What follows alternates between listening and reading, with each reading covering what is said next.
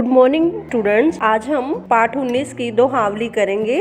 ये दोहावली संत कबीर जी द्वारा रचित है। तो इनमें हर एक दोहे में कबीर जी ने बहुत अच्छी शिक्षा दी है। पहला दोहा है हमारा, ऐसी बानी बोलिए मन का आपा खोए, औरन को शीतल करे आप ही शीतल होए।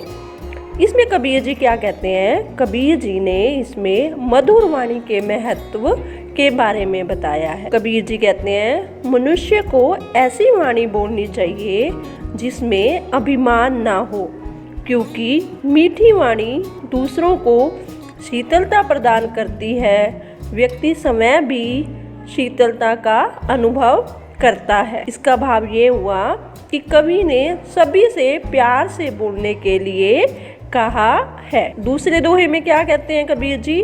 कल करे सो आज कर, आज करे सो अब, पल में प्रलय होएगी बहुरी करेगा कब। इस दूसरे दोहे में कबीर जी ने काम को तुरंत निपटाने की शिक्षा दी है। कबीर जी कहते हैं कि जो काम हमने कल करना है उसे आज ही कर लो, और जो काम आज करना है वह अभी कर लो, क्योंकि पल भर में कोई भी मुसीबत आ सकती है, विपत्ति आ सकती है, पल भर में मृत्यु भी हो सकती है।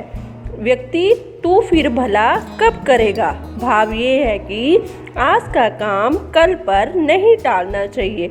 कवि ने आज का काम कल पर ना छोड़कर आज ही करने की बात की है। तीसरे दोहे में कवि क्या कहते हैं? विद्या धन उद्यम बिना, कहो जो पावे कौन, बिन डुलाए ना मिले जू पंखे की पोन। तीसरे दोहे में कबीर जी क्या कहते हैं? इसमें कहा गया है कि विद्या रूपी धन परिश्रम से ही प्राप्त किया जा सकता है।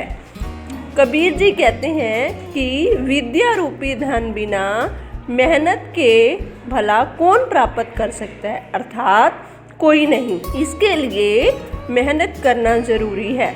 जिस प्रकार पंखे के बिना हिलाए डुलाए उसे हवा प्राप्त नहीं की जा सकती, उसी प्रकार बिना परिश्रम मेहनत किए बिना विद्या रूपी धन प्राप्त नहीं किया जा सकता।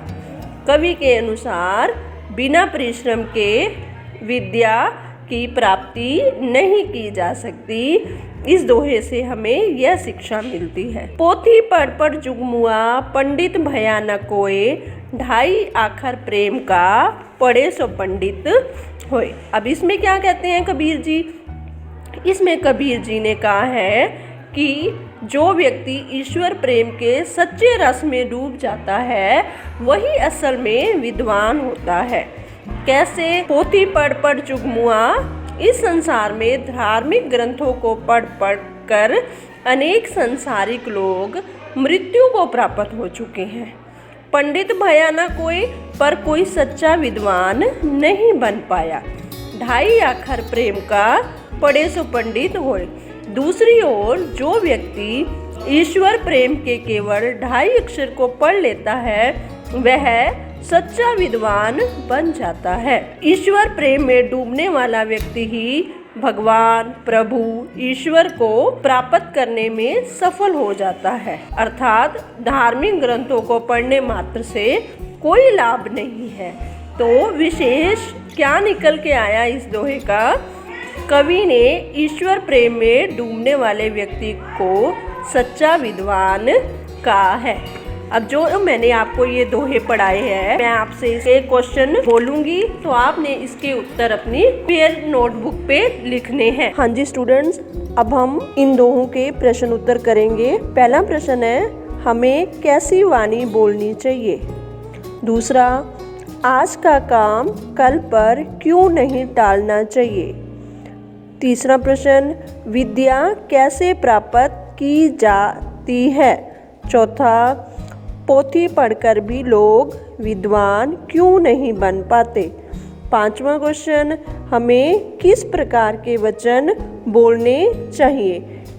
इन प्रश्नों को आपने फिर नोटबुक पे करने हैं। धन्यवाद।